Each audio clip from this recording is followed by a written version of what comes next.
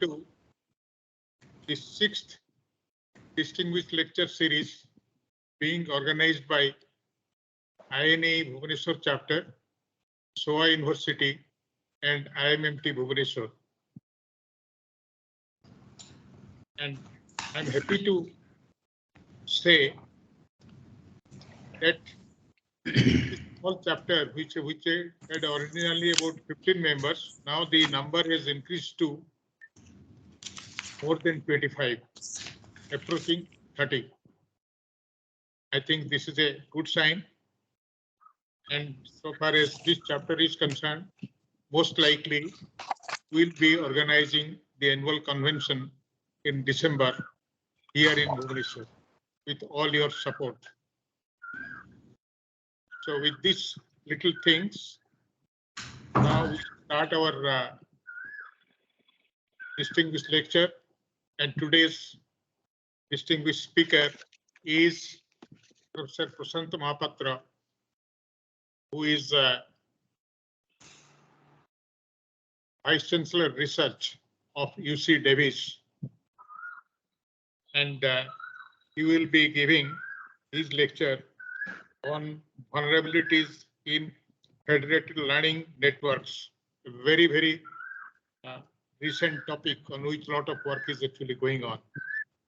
Anyway, now I'll request Professor Ganapati Panda to introduce the distinguished speaker and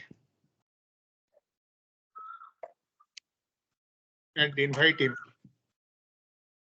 Professor Ganapati Panda, please. Yeah. To all of you, before I introduce the eminent speaker of the day, I just want to speak for 2 minutes. Respected Professor Mahapatra, Vice Chancellor, our honored guest and speaker, Professor Prashant Mahapatra, and the many Professor P.K. Nanda, Professor Dr. Basu, Director of IMT, Professor Acharya, Professor Sharma, Professor P.K. Nanda. I'm very happy Professor Mishra is also there, other very senior P.K. Mishra, and other senior INA fellows. I'd like to speak that there are 10 chapters of INA in India. Bhubaneswar is one of them. Thanks to Professor Acharya, who has taken active interest, and because of his sincerity, our INA chapter of Bhubaneswar has become very active. Today, we have the 6th lecture series, distinguished lecture series, organized jointly by 3 eminent institutions. One is Indian National Academy of Engineering, the SOA University, and the R&D organization IMMT, thanks to Professor Director of IMMT, Professor Basu. I have the pleasure today to introduce a very eminent speaker and personality, Professor Prashant Mahapatra. Many of you must be knowing him. Today, his distinguished lecture will be there in a very interesting and latest topic. Dr. Prashant Mahapatra is a professor in the Department of Computer Science and serves presently as the Vice Chancellor for Research at University of California, Davis, US. During the prior years, He served as the Dean and Vice Provost of Graduate Study. He is a former endowed chair of the Department of Computer Science. He was the editor-in-chief of the IEEE transaction for mobile computing and served on the editorial boards of the IEEE transaction on computers, IEEE transactions on mobile computing, IEEE transaction on parallel and distributed systems, and has been on the program and organizational committees of several international conferences. Dr. Mahapatra is the recipient of Outstanding Engineering Alumni Award from the Penn State University. It is a very prestigious award. Also, an Outstanding Research Faculty Award from the College of Engineering at the University of California. And the HP Labs Innovation Research Award winner for last 3 years. He's also received the Distinguished Alumnus Award from National Institute of Technology, Rourkela. Dr. Mahapatra is a fellow of IEEE and as that is American Association and Advancement of Science, a very prestigious fellow. He also received the Biju Patnaik Award, Lifetime Award for Scientific Excellence from the Government of Odisha in 2015. Mahapatra's research interests are very interesting in the areas of wireless networks, mobile communications, sensor networks, machine learning, and cyber security. Today's his talk will be vulnerabilities in federated learning network. It has two prominent. First thing is on the security aspect, and important part is distributed learning in federated learning network. I'm sure that all the participants who are present today will be immensely benefited by his. Thank you. Thank you, Professor Panda. May I now request our Honorable Vice Chancellor, Professor Ashok Mahapatra, to say something about this university, SOA University, which is a co-sponsor for this distinguished lecture. Professor Mahapatra, please.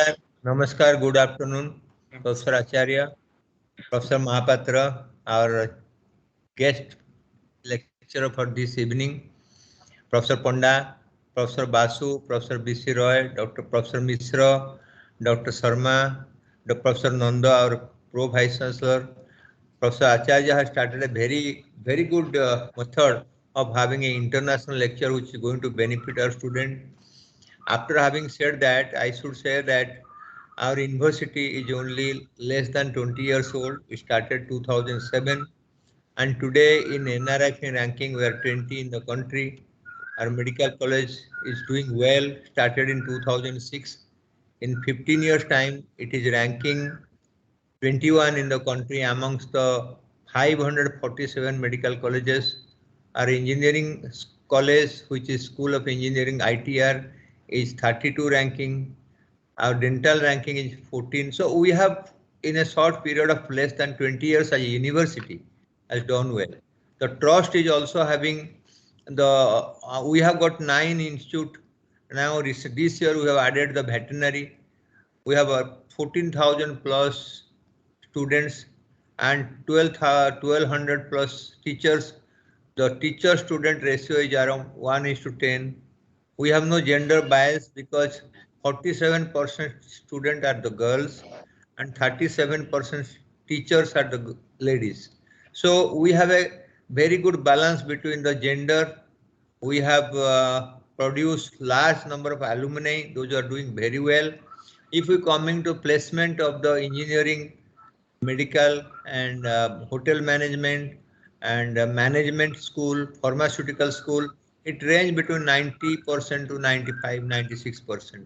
So if you look at the vision of the university, our vision is to quality education, improvement of the health indices, educational parameters, and providing the education in a very low cost.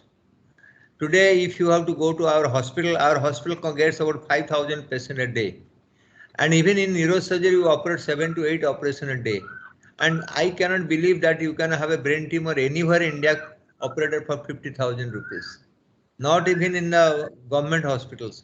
So the question is that we have done well in the medical science, we have done it good in dental science, we have done it good in pharmaceutical science. What we have to pick up, we have also climate. We are providing the climate prediction to all 30 districts, but we have to do a lot of things for developmental disorder, which Dr. Mahapatra have been talking about, brain development disorders, and also many social activities where a student should have more human values, which is concerned today, because just education has no meaning without having values inculcated them, because we want human doctor, human engineer, human nurses, and today we are deficient with about 1.2 million doctors, 20 million, 20 lakhs of nurses we are deficient. We have no statistic about the technician, nutritionist, physiotherapy, we have no data. But what we have done in last 5-7 years, our educational standard has gone up. Our hospital started doing bone marrow transplant, liver transplant, kidney transplant. We have started in the hospital super specialization, cardiac surgery, neurosurgery, plastic surgery, oncosurgery. So somewhere we have been providing education, but we have to reach to the public. We have an outreach program. We have NCC, we have NSS, we get Swachh Bharat Award, we get Best NSS Award, but that is a part which should be more extended to the pure poor people of Odisha. So if you ask me, what should be a proactive role, keeping in mind the new education policy, we have to make the student more skillful. We have to have industry more involved. We have to have our alumni getting involved in our university activities. I have been trying for 1 year to get alumni meet. What should our alumni can contribute to the development, growth, and mentoring this institute. So we have to again to go from 20 ranking to 15 ranking is a tremendous job. To be remaining in the same rank of 20 for next 10 years, or improving a ranking from 20 in the university ranking to 15, we require a lot of effort, dedication, and also input. So I understand how difficult it is to take a university to a much higher level. So in that context, I always look forward for Dr. Acharya or Dr. Professor Mahanti, who is also ex-vice chancellor, and our faculty, because faculty is the prized possession of the university. If they can get dedicated research, publication, motivation, they can make students out of nothing to something. It's like somebody from the earth make a beautiful pot. So our teachers are the career maker, motivator, pathfinder, philosopher for a student. Unfortunately, online education has put us down. So our teachers have to discharge the duty as a multifaceted personality to whom the student look forward. Thank you very much, Professor Acharya. I thank Dr. Basu, Dr. Mahapatra, all our senior, our deans, all the deans, whoever they are in the online. But I think this program has to be more popular. Dr. Acharya has started a nucleus of excellence in the engineering science, and I was hearing that he may have a Odisha chapter annual conference in December. That will be a very good platform to interact with each other, see the old friends, make new friends, make a connectivity. Education not all about classes and books. It's connectivity and exchanging the skill and ideas, getting help from each other to progress for the society. If we can do that, India will be the Vishwa Guru as per our Prime Minister. Otherwise, we will be not improving. We can only make speeches and stay backward. Thank you very much. Dr. Mahapatra, thank you for accepting Dr. Acharya's invitation. All Dr. Misra and Dr. Panda and all our deans, Dr. Roy, thank you very much. You are definitely, your presence will motivate our students and teachers. Thank you very much. Thank you very much, Professor Mahapatra. May I request Professor Basu, if he's present here, to say something about IMMT, our co-sponsor of this activity. Professor Basu, Sudhasatto Basu, are you present?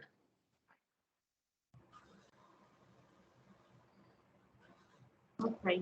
Yes. So, Sir Madam, has not yet joined, sir. Sir has not yet joined. Sir. okay, if he comes, actually, they will request him. Yes. Now, actually, we can invite Professor Prashant Mahapatra to give his talk. Professor Thank you very much. I hope all of you can hear me. I will share my slides, and it's always a pleasure to see so many familiar faces and a lot of friends around. So I hope you will like the presentation. Let me open up.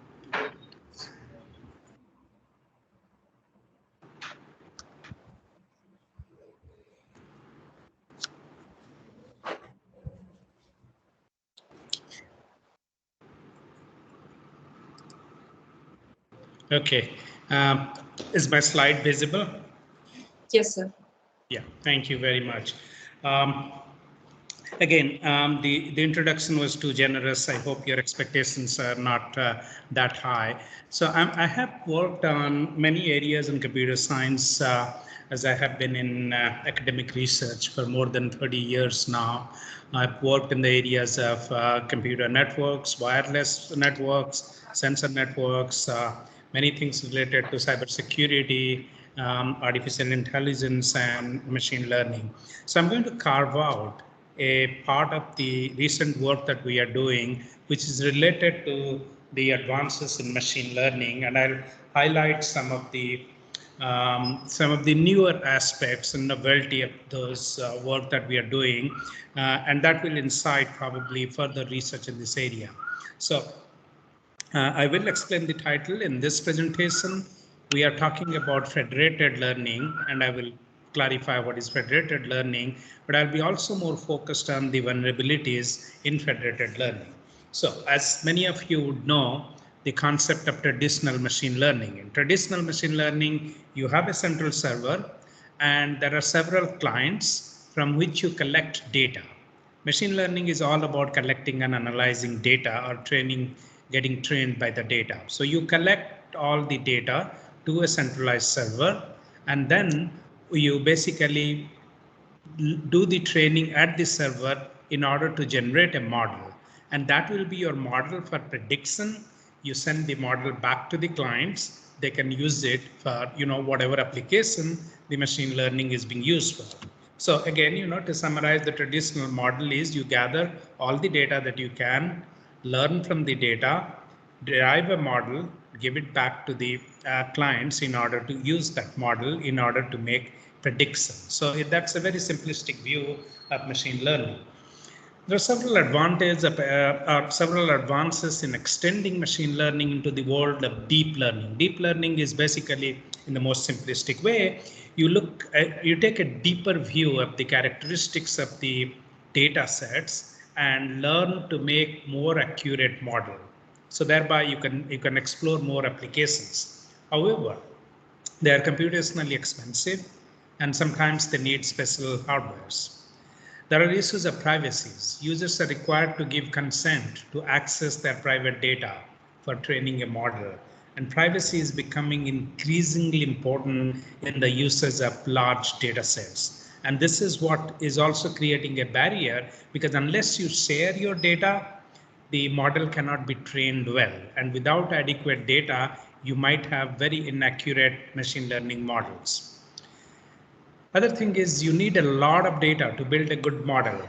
So people, those who have more resources, they can monopolize the market and can have a distinguished advantage over others, and the smaller markets will get will be at a disadvantage. Now, the other thing that we are looking over here is, all the training is done in a central environment. Gathering the training data is not only costly, it's also risky. Think about it. As I said in the previous picture, you are gathering all the data, and these are large data sets. They come through a network. It could be wired, could be wireless. Now, when you have large data being transferred over a network, whether wired or wireless, there is a lot of exposure of this data which can be sensed and scooped up from the network, so thereby it creates a lot of security issues. So larger the flow of data, more are the vulnerabilities, more are the opportunities of having the security or integrity compromised. Okay, so with that in the background, to address some of these drawbacks, we are proposing this concept of federated learning. So the basic idea of federated learning is, think about it, or let me talk from an abstract point of view. When you use machine learning, you are using large data sets in order to derive a model. Now, in reality, are you really using the data, the raw data for anything? The answer is no.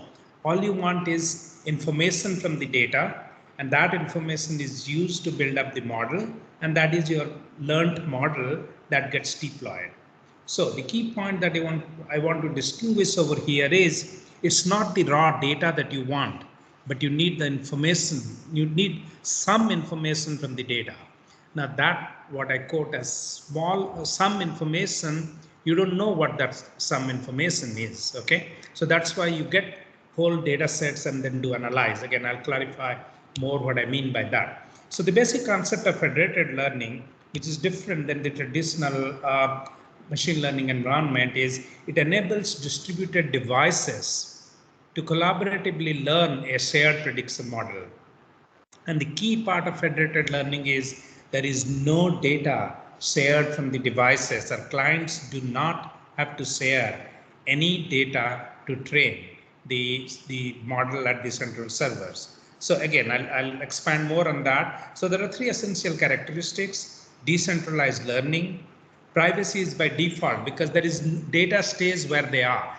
Okay, if I want to develop a machine learning models of all universities at Bhubaneswar, one model is to get all the data from all the universities, or and in that case, they may be not comfortable in sharing the data.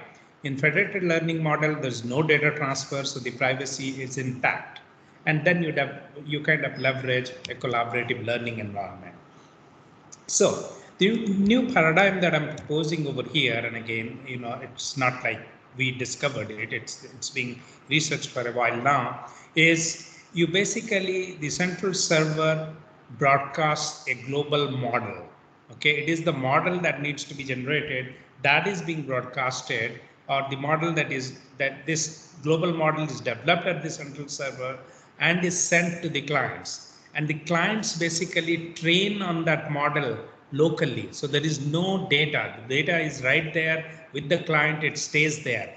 They use the data locally on the model that is provided by the global server, and they train the data. Once they train the data, they train using the data, basically the model is modified, and you send the model updates, not the data, the model updates back to the server. And basically at the server, you gather all those updates and you aggregate all the updates. Okay, and then use some notion of threshold in order to converge. Otherwise, you repeat the whole process until you achieve some level of convergence in there. So that, in a simpler sense, is how the new paradigm works in supporting the federated learning environment. Now, the architecture behind this model is you have your central server, and there will be many clients which will be subscribing to the server in order to build the learning model. So what happens is, following on this example, some clients may be connected and some may not be. It doesn't really matter. You really, in this model, you do not need a pre-specified number of clients in order to build your learning model. Whatever clients you have access to, you basically send the global model to them. Everyone gets the same model and they work on it and work on leveraging the local data sets. And based on that, the model is trained or further modified. And you basically send, this updated model back to the server. Once this updated model reaches the server, you aggregate all this. By aggregation, what I mean is there are algorithms which it's not always a linear addition. For the sake of simplicity, you can think about making some linear aggregation of all the updates, or you can have a weighted aggregation also. And there are many other types of aggregation algorithm that you can think of. So we are not focusing on the aggregation algorithm in this case, but somehow they are aggregated and then you deploy the model at the clients and they use it for prediction. So that's the architecture. To highlight a few characteristics where and how it could be used, you can have cross-device federated learning. So as you know, the mobile phones have become extremely popular all over the world, and you can leverage some simple learning without accessing or without having the mobile nodes to send any data to the central server. People have too much personalized information in their mobile phones. So the current machine learning model, when it requests all the data to be transferred, there is a lot of resistance. In this model, there's no data transfer. You send the model and it's modified. Another approach is, especially in hospital scenarios, you could have silos there could be one silo of data serving the cardiac region, another silo serving, let's say, the neuro units, and other. So there might be all these different components in any hospital, like the Sun Hospital. So for each of those hospital facilities, you could have a secured silo of where you gather all the data. Now then you use federated learning without transferring in data through those through kind of a cross silo learning process.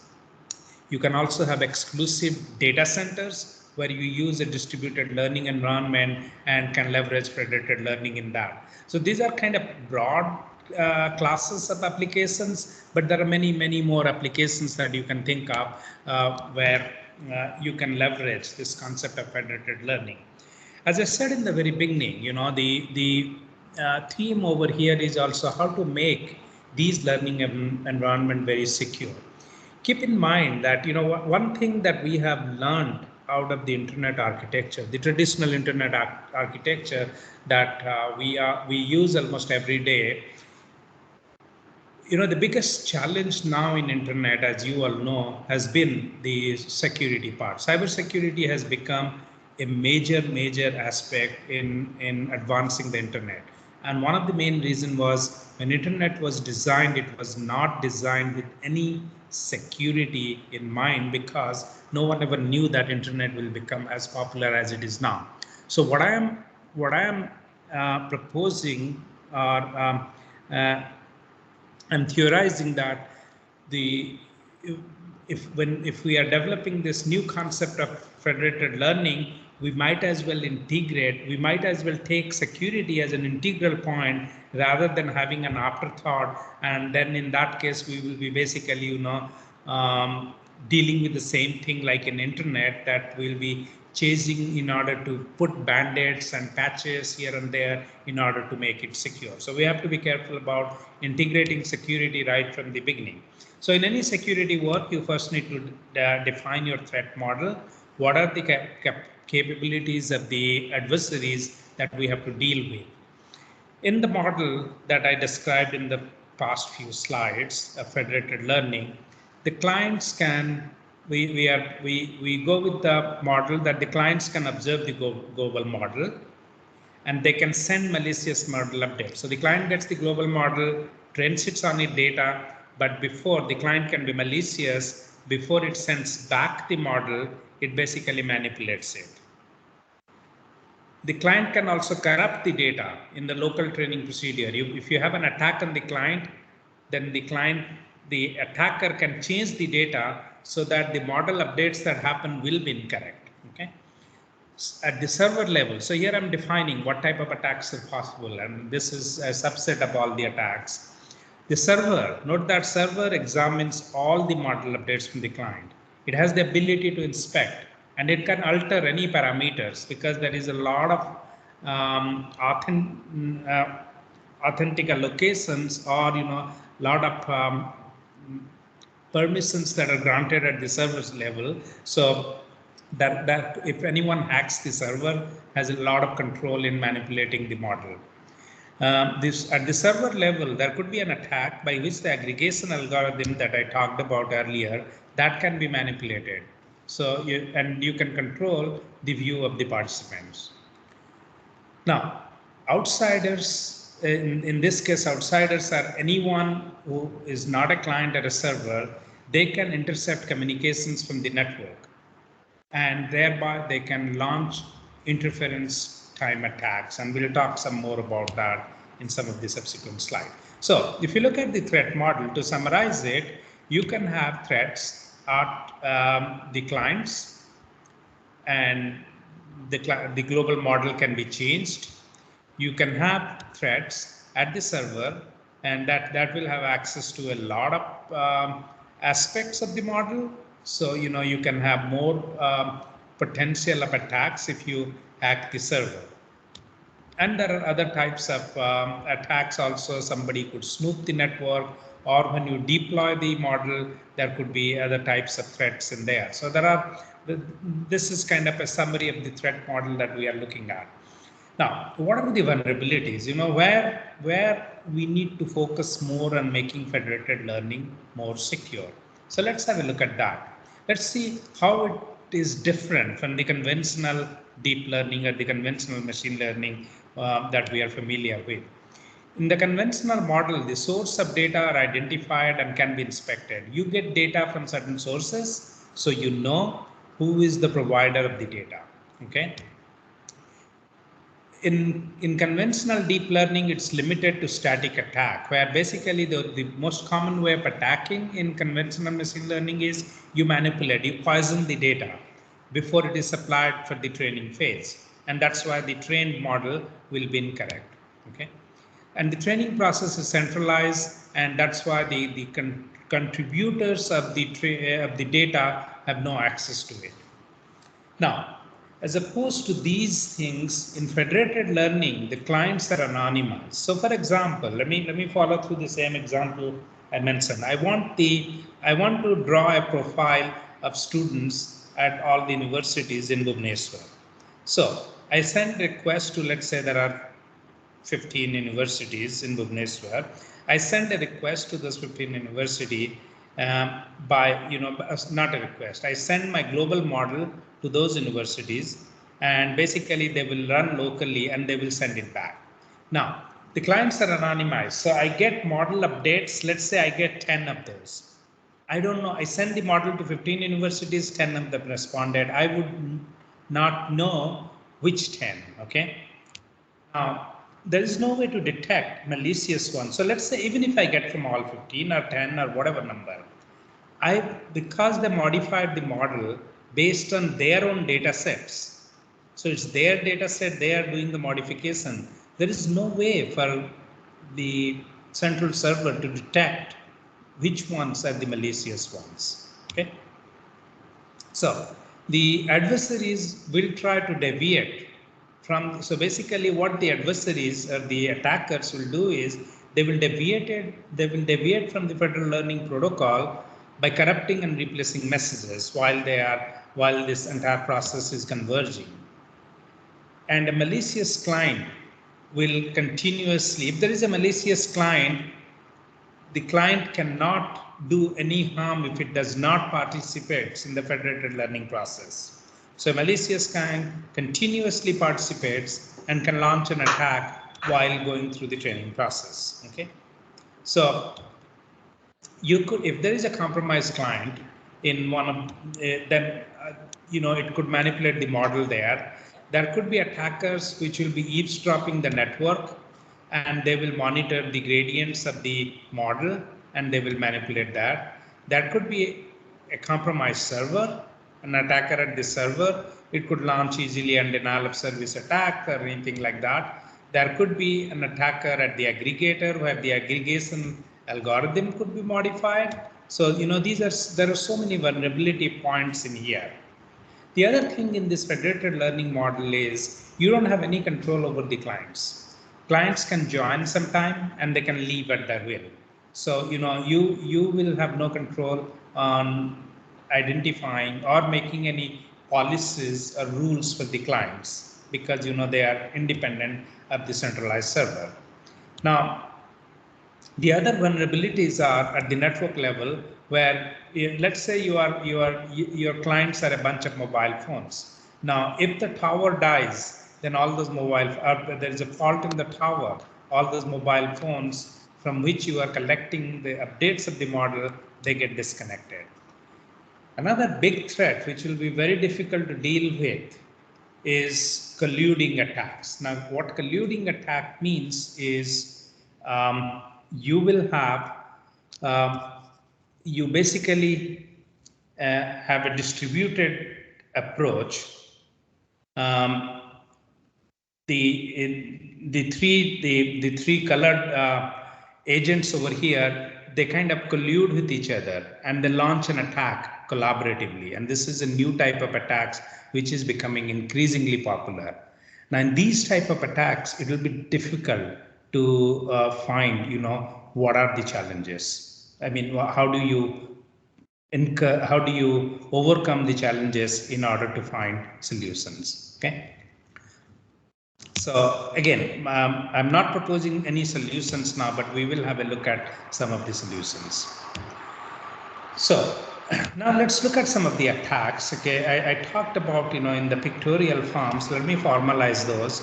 You could have attacks focused on data, okay, or attack focused on algorithms, or attacks focused on the federation. Federation is basically the learning environment.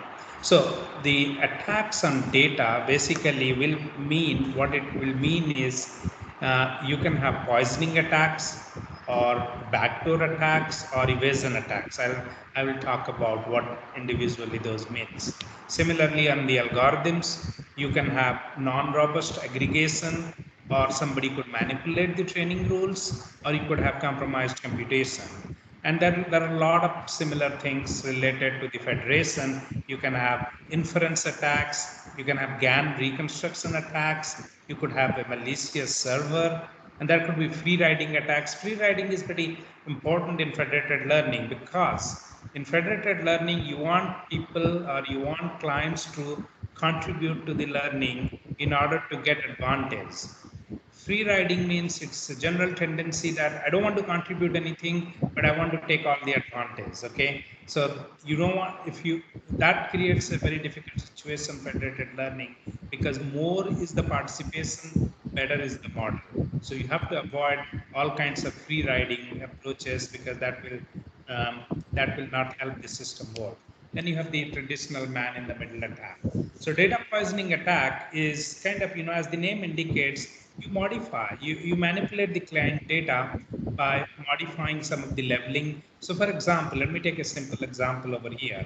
And the first one, it sees these images and it basically learns from these images and labels them as 7, 2, and 9. Now, on the second one, it looks at the the images, and it models them as 3, 5, 0. The third one, similarly, 1, 6, 4. So all the images that were seen are now labeled in a way that they can be converted to numbers. But you could have an attacker. What this attacker will do is it will flip 3 and 5. When it flip 3 and 5, the data set is basically poisoned now. And when it goes to the global model, when it is updated, it's basically will read 3 as 5 and 5 as 3. Okay. So again, this is a very simplistic example, but I think you get my point in this. Now, the backdoor attack, this is a very interesting attack, and it's a pretty smart way to deal with. So here the idea is, in any kind of learning environment, there is a goal to be learned. Okay, so for example, if I going back to my example, and again I'm making up examples while I speak, so they may not be the perfect ones. So let's say I want to, I tried to develop a model for the universities in Bhubaneswar, and I'm not going to just develop a machine learning model for anything. It should have a purpose. So let's say the purpose is I want to derive a demography of the students at those universities. So I need so my model that I send will query certain things, and in order to, build certain parameters in there, and I get this data and aggregate it. Now, there could be, so the concept of backdoor attack is you you launch an attack in a way that the objective, the overall goal of the machine learning process is not impacted. So if I want to find out, my goal is to develop a model to profile students of Bhubaneswar, that model is not impacted. Okay, so it will, if I'm running any kind of anomaly detection or anything, I will see that, okay, everyone is providing me a good modification of the models, and I'm converging and converging. So there'll be no anomaly in there. But what backdoor attack means is you try to, you know the goal that the student's demography is being considered, but you could provide something in the model that would manipulate, let's say, that will also include, let's say, teacher's profile, which was not in there in the model. So you introduce this backdoor, so that gets to the server, and later on, if you want to launch an attack on the teacher's profile, you already have something established at the server. Okay, so in other words, again, this may not be the best example that I gave. In other words, you don't manipulate the main objective of the request. You basically try to introduce something that you can leverage in attacking in future. So that is the basically the backdoor model in there. So there is a bug that you put in the global model, which will not impact the current goal of your model, but you already have a hook in there in order to launch secondary tasks in order to launch a different type of attack. Okay. The next attack is the evasion attack. In this case, what happens is you basically circumvent a deployed model by carefully monitoring the sample provided to it. So in other words, what you essentially do is you do a sensitivity analysis on the image. So in here, your machine model is trying to learn the image. And in this case, from the input, it learns that it's the number 1. Now you can do through the model, you can do a sensitivity analysis. Now, through the sensitivity analysis, you could come up with an approach that, okay, the top part is more sensitive to changes than the bottom part. So, in other words, if you do minor perturbation in the top and you have a model, if you change something on the top very little, one could be read as a 7. But if you change something on the bottom part, it's not correlating to another quick number in there. So that's how you study that which part of the data sets are more vulnerable or are more sensitive that you can manipulate in order to launch an attack for the entire model. Okay. So similarly, the inference attack is inference attack is mostly, external entities gathering information. You get it from the network. You basically study the global model, and instead of the model being provided by the client, you infer some information, create a malicious model, and send it back. The server will think that this came back from the client, but it's actually from the attacker.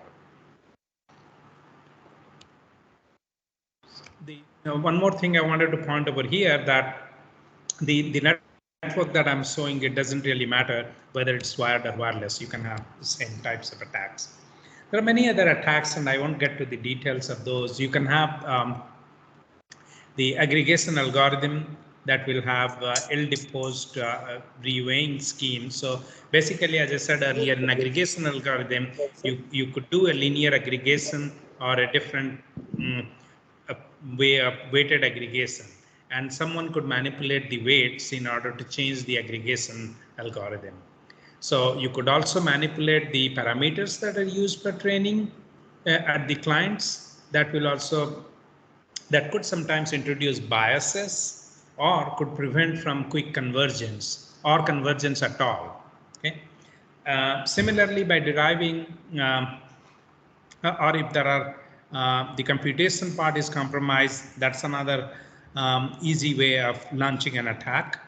And free riding attacks that I talked about is, in this case, in federated learning model, free riding will create a lot of problems, a lot of insecurity if not properly guided, because you need more participation in order to make the model work.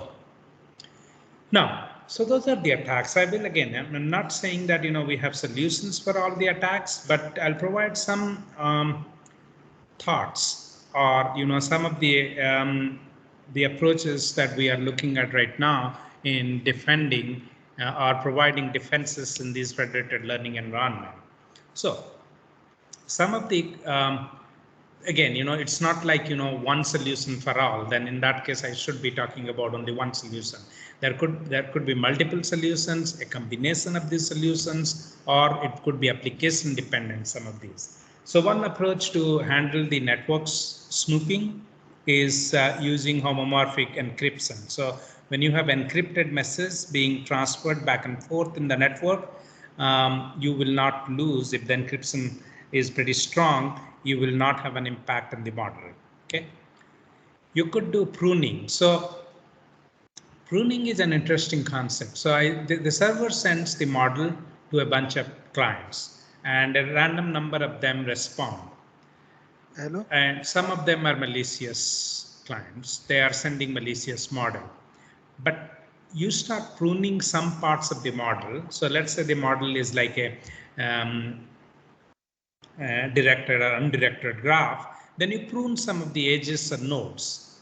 Thereby, yes, you lose some information, but you might be, if you know that some part is more sensitive than other, by doing smart pruning, you might be able to reduce the probability of getting corrupted models. So in other words, if you randomly remove, so let's say you know that one part of the model, people will be very tempted, or the attackers will be very tempted to change.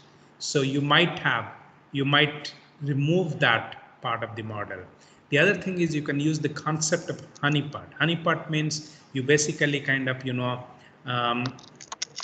try to create a pot which will attract the attacker to, modify the model at that part. Then when you get the data, when we get the model, you prune that part in there. So again, pruning has many uses, and that could be used in many other approaches. So I hope you got the idea of pruning. Then the traditional concept of differential privacy can be used in order to protect the privacy of the clients while sharing the models.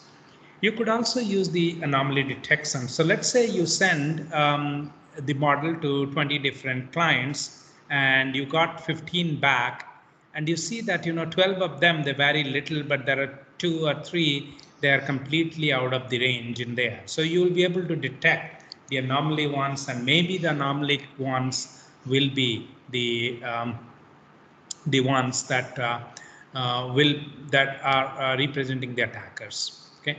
So the other thing is we want to create, and this is a notion we are trying now, to create a trusted execution environment where the nodes basically are calibrated, and you assign a numeric value which is the measurement of trust of a node, and when you gather the model back based on their trust, you will include those or not include those. Okay. So, and that the same approach can be extended for the aggregation. I'll talk a little bit about the trust models in the next slide. But before that, there are many other defense models. You can have multitask learning, where you have you use multiple tasks and learn from the task, and these are sometimes replicated tasks to ensure fault tolerance. You can use moving target defense also, where you basically randomize the model. Okay, when you send it, when you do a reiteration, you change the model. You have 2-3 different types of models for the same goal. You basically randomize those so the attacker will not know which model to update and where to update. You can have federated distillation also. So distillation means you basically share information, share knowledge instead of weights between the between the trained model and the untrained model. So in that case, the knowledge sharing helps in enhancing the robustness of the overall global model. As I said, we are working some aspect of the trust. So trust is the goal over here is we can do a crowdsourced model. So if there are in a crowdsourced model, if there are multiple users in there, I don't know who to trust, or the server doesn't know who to trust, who not to. But if the server maintains a meter like this I have shown and can read it, then the server knows that the top one, the trust factor is really low. The second one, the trust factor is high. Third one is low. Fourth one is kind of little less than high, but kind of medium. Now, in all those cases, the server could choose to assign different weights based on the trust factors, or in some cases, it might choose just to discard, not take any data because this is in the red zone in the trust, so not take any data. So, where to collect the data, where not to, and if collect, can they assign different weight for aggregation. So if we know the trust number, this will be a good model to have. Now, how do we know? How do we quantify the trust? What we are doing now is we use an offline model. Let me use a picture. Okay, so we use an offline model to collect the local parameters and basically do a sensitivity analysis based on that in order to derive, some performance metrics. Then use an autoencoder to build up the client profile. So the autoencoder helps in gathering the sensitivity of the parameters to build the client profile. And from there, you learn a trust model. Once this is done, once the model is done, based on that, you use a calibrator, and the calibrator will provide you a number that this is the predicted trust. Okay. Now, keep in mind that these are all done offline. Okay, so everything is done offline, and you basically leverage the trust prediction online. So once that is done, we can use basically the predicted trust, which is primarily a number from 0 to 1, and you can go back and then use it in the previous model that I talked about. Based on here I have shown that it is not accepting anything from the first and third one, but you can use low weighted if the trust is within certain range and all. So using those numbers that quantify the trust metric, you can do the aggregation. Okay, so let me move forward. Okay, so another approach that we are looking now is a hybrid approach, which I call as meta learning. And again, as I said, trust, when you analyze the trust, you are doing it on offline. Offline has many problems because you basically do the trust analysis at the offline, but you're using online. The behavior pattern might change, and offline training sometimes is a very engineering approach and may not be the best approach. In a hybrid approach, you learn an optimizer, to use the trust or to derive the trust model offline, but you change the trust matrices by adapting it through online learning. So what you learned in offline can be further modified. So the idea of this meta learning is, let me talk from a bit of philosophy point of view. The current deep learning techniques, they use huge amount of data, and we as humans don't need so much of data to learn. And part of the reason and the goal of artificial intelligence is to develop good machine learning skills so that the machines learn like humans. And so that's why I would say, this is the first wave of machine learning where we use the data. As humans, we do a lot of pattern recognition and data analysis in our brain in order to learn. So the machine learning in the current research efforts are trying to mimic that. The things that are yet to be matured further is the transfer of knowledge. Human transfer a lot of knowledge between tasks. Can we make the machine learning techniques to do the same? So we do, even though we do a lot of analysis, but we use our knowledge of learning. So for example, if I drop my glass here on the floor now, it will break, okay? If there is another bottle on the other side of the room made out of glass, I immediately know if I drop it, it will break. Machine learning will not capture, it will not correlate that. It will drop the glass 10 times to find that, okay, this will break if I drop it. Then it goes and find, oh, there's a bottle, it's not a glass. So I have to drop it 10 times to learn whether it breaks or not. Okay, so there's a correlation, there are a lot of correlation, and especially there is a lot of contextual information we as human use in our brain in very parallel fashion in order to learn, and that is not yet captured in machine learning. Let me explain this. Let's play this simple game and you will see what I mean. So on the left hand side of your screen, you have two sets of painting, three paintings each drawn by, there are two famous painters, Breck and Cezanne. So the left side three paintings are by Breck and the right side three paintings are by Cezanne. You can only look at them for 5 seconds and in your mind you will be able to frame certain characteristics that if I ask you for using the test picture that I have it in the right, you will easily tell me which one or whether that is painted by Breck or Cezanne. Okay, I'm not going to ask you on screen, but I'm pretty sure 100% of you will get the correct answer. What did we do? I mean, this is one example where you can see that, if you use a computerized machine model, there are huge data sets in here. It has to learn and then come up with an answer. But within 3 to 5 seconds, looking at each of these three sets of picture, we can give the correct result in here. So that's where we are using a lot of contextual information in the brain. So that's the kind of the abstraction that we are trying to use in our goal of reusing knowledge from previous experiences when we are faced with new tasks. And then we learn a wide variety of tasks that have similar methods in the feature input.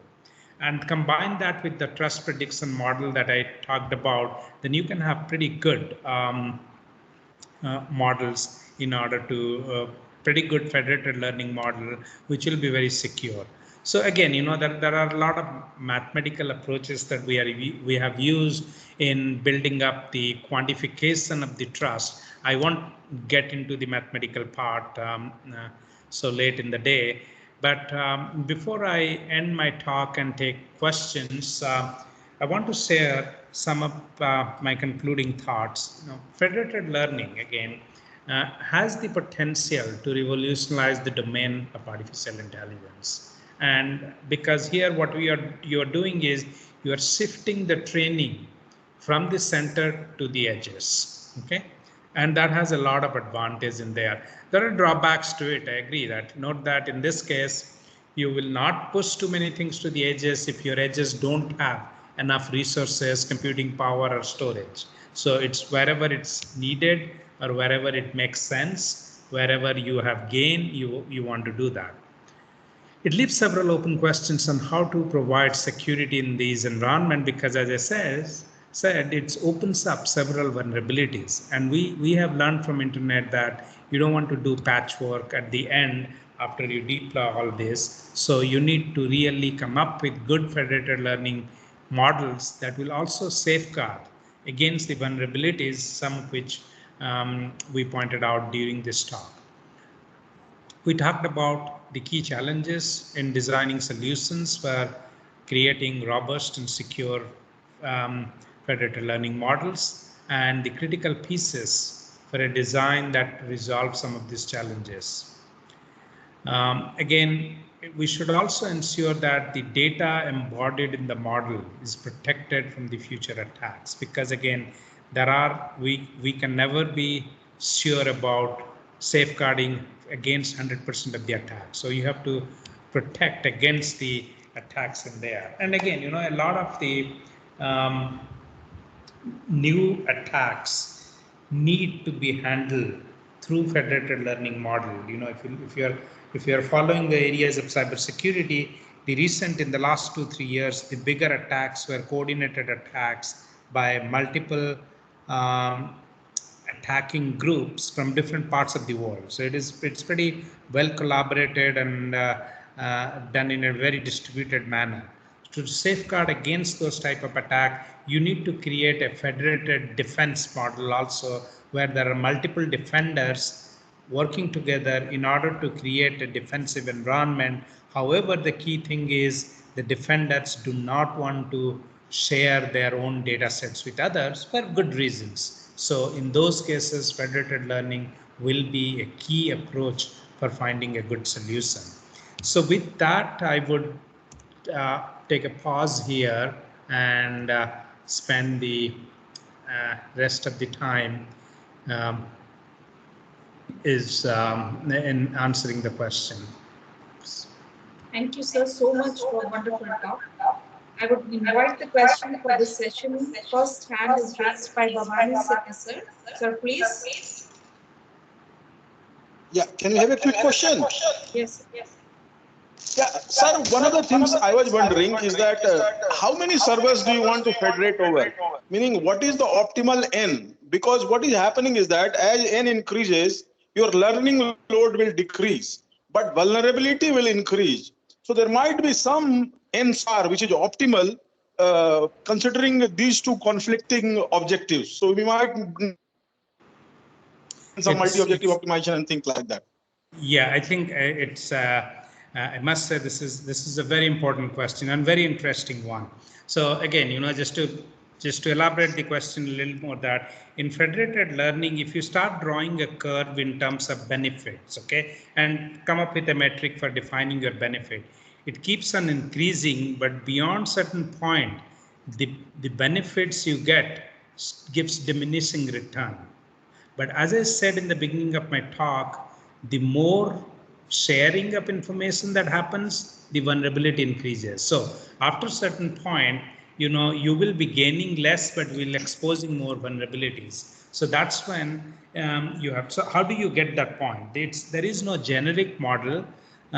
In order to get that point, it will be more application oriented, or you know, if we can classify the data sets, it will be also dependent on the data sets that we are dealing with. But it is certainly a good approach to look at, you know, for a given application or a given type of data set. For example, let's say I mean, the example that I talked earlier, that if I'm gathering student demographic profile, then, you know, the student data sets will have probably an inflection point where this change happens. And that could be probably generalized in that. But for certain other applications, the inflection point could be different. But it's a good thing to look deeper into. Thank you, sir. Thank you. Now I would request Rajesh Pasak, sir, to ask questions. Yeah. Thank you for this nice presentation. I like to have one I wanted to ask from you. a question. Yeah. Yes. Hello, can you hear me? Actually, I've learned and also use two types of learning: incremental learning and diffusion learning. Both are distributed learning. What you told today, I think is very similar learning. Minds with your own data learn and send to the central server, and the server will update the results. I'm not telling about the vulnerability part, about the learning part. So incremental learning also can be used. And the security aspect of incremental learning, distributed incremental learning, can also be studied and investigated. This is just I wanted to convey to you. Yeah, so again, the sound quality at my end was not very clear, but I did gather the essence of the question. Yes, you can, in the learning process, when you exchange the models between the global server and the clients, It's actually in most cases, although, for the sake of simplicity, I didn't get into that, but it is actually incremental, because you don't want to, as I said, the more you put in the network, you are more exposing your vulnerabilities. So if you just share the incremental changes, yes, you will be able to improve the security of the system. So that would be certainly, yes, would be a good approach. Yes. Next question I would like to ask. I would like to ask Rakesh sir. Rajesh Basak, please continue. Okay. Yeah. Thank you very much. Yeah, sir. At one point, you said that instead of sharing of weights, uh, transfer of knowledge can happen. I didn't understand that. How is that going to work? Without sharing of weights. Can you please elaborate on that? Yeah. So let me give a real life example.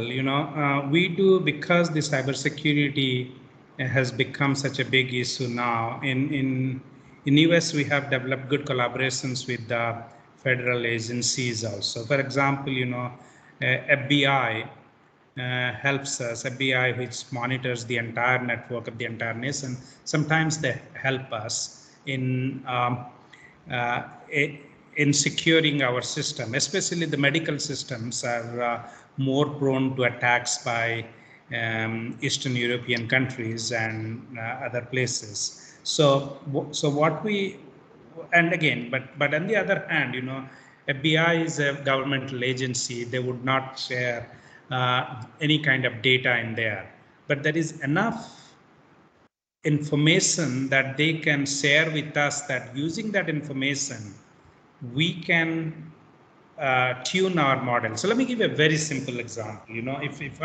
If I figure out that there is an attack being launched in my models or something, so I can come up with a very broad set of safeguards in order to protect. But if I get information that the attacks could be happening from a certain subset of the IP addresses, then I can really, tune my model to focus. And that's where I can use, let's say, for example, an aggressive pruning approach for only those part of the IP addresses. Okay. So in many cases, information or acquisition of knowledge will help in reducing the space over which you are running your protection of the learned models. Okay, sir. Thank you. Thank you. Can I have some more question, or so can we have some more questions? Sure. Yeah. Yes. Anybody else want to ask some question, or we'll end up right now with the vote of thanks? Can I ask a question? This is Bhavani Sinha. Yes, please. Okay. First of all, I would like to thank Professor Mahapatra very much for introducing very lucidly one of the very recent things so far as the federated machine learning is concerned. This is a very wonderful talk. Thank you. So I would like to ask you some question on your one of the slides which you showed at the end, the break and scissor, those pictures. Mm-hmm. Can you please go back to the slides? So Yeah. Let me see.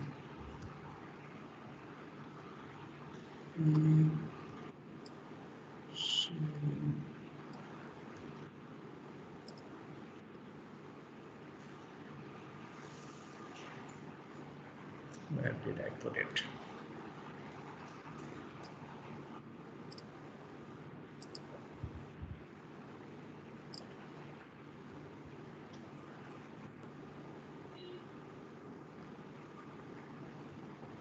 I think we can. There are some technical issues. I think I can discuss. Keep talking. For some reason, it says that you have to stop sharing, then to upload it. Okay, I got it. Okay. I think it's not necessary. I think I can explain it even without referring to the. Oh, yeah, here is the picture. Yeah. You can see it now, right? Yeah. Yeah. Just before that, you mentioned that the whole purpose of these AI techniques is to mimic the human intelligence in some way or other. That's very true. Mhm. So, in fact, when you ask me that and which one with these test data sets. So, what is the I mean, I mean, which one is actually very similar to that? Then I would possibly come to say break. Okay, so there are some Yeah. things like that. So, basically, the human recognition system or human decision-making system that is based on some not the individual pixels of this image, but on an overall impression which is created inside the brain. So that is possibly, yeah, long back. I think that is a completely different issue from your federated machine learning process. Right. But that's a completely different idea.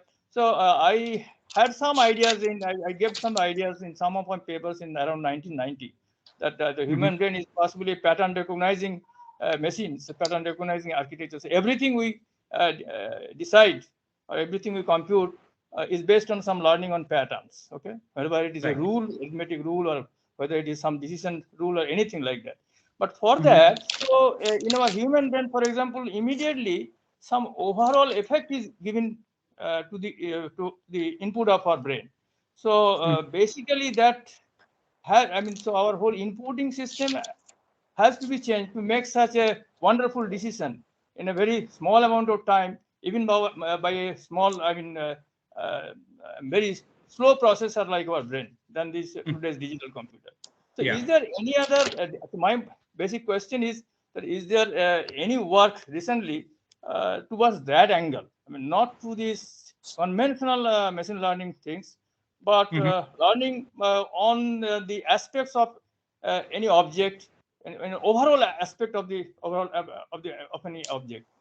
So to be more precise, suppose I see your face, okay?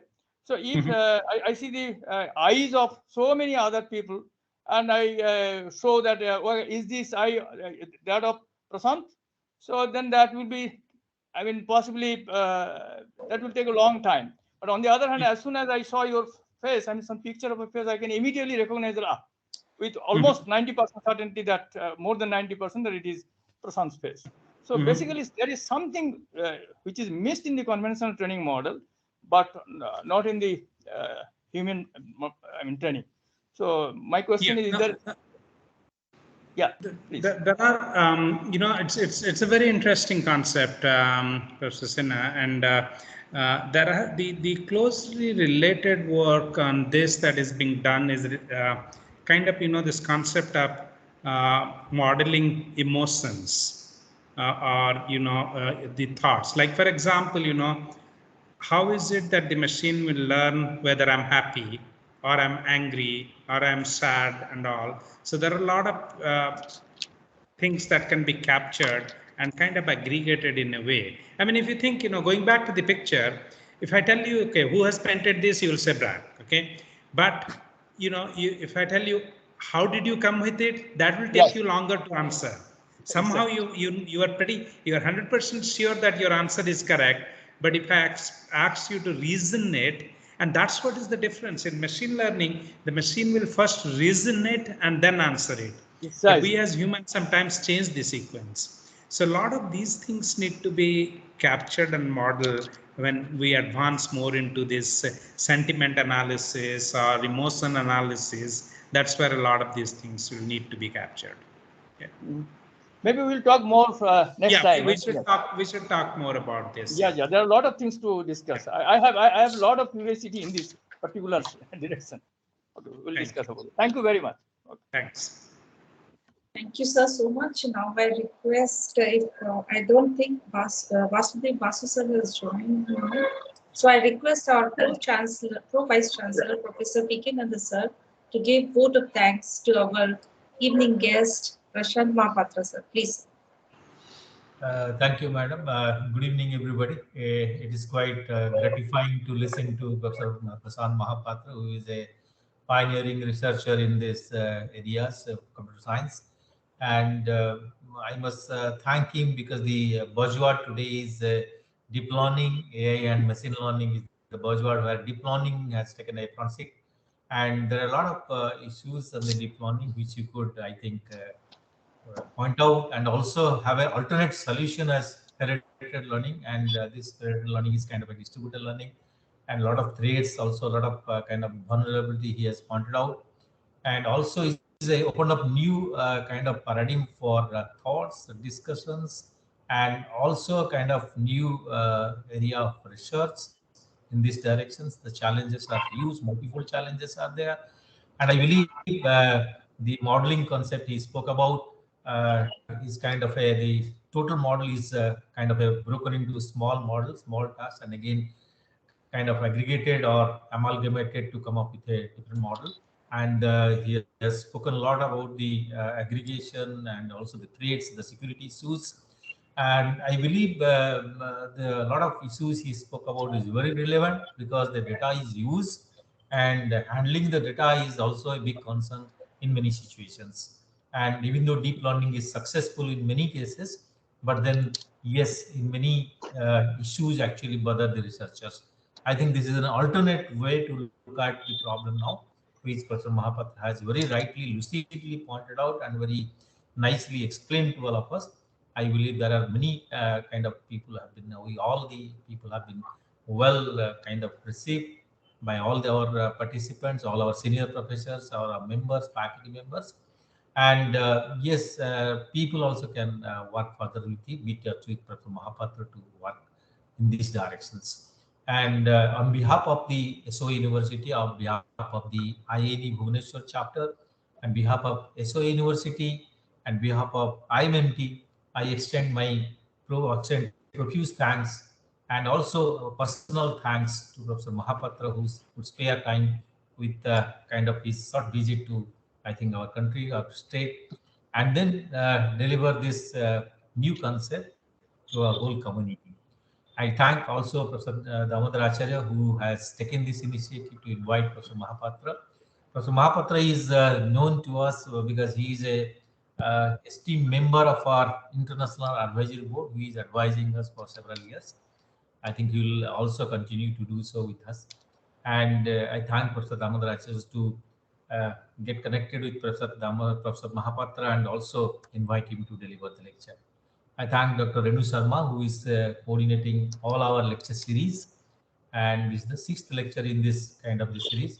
I thank our Vice Chancellor, to be Professor Mahapatra, to share the views, share some of the data about our university, some of the progress of our university. Professor Basu, who was today absent, otherwise he also used to share some information from IMMT. I thank all our, I thank Professor Ganapati Panda, who is today, I think, took the active part in introducing the speaker. I thank all the distinguished, I think, participants, distinguished professors, INE members, faculty colleagues, and students to actively participate in this discussion and interact with Professor Mahapatra. Thank you, Professor Mahapatra, again to be with us. And Thank you. there is a small announcement. I will take actually 1 minute more. Sure, sir. I must first thank Professor Mahapatra for this excellent lecture, and all the distinguished members who are actually present here. I request that on 7th, we have got actually the 7th distinguished lecture by Professor Subhashish Dey. It is going to be again very, very interesting lecture. Please do join. And he's an accomplished scientist. Please do join. The second thing, most important thing, normally the speakers who join in this series, we give them a sort of token appreciation in the form of a memento. And you send it by post.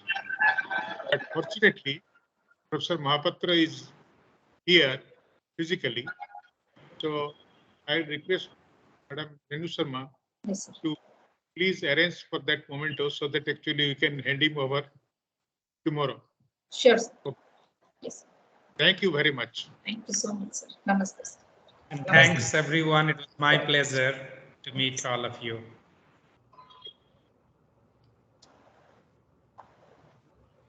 Thank you, bro.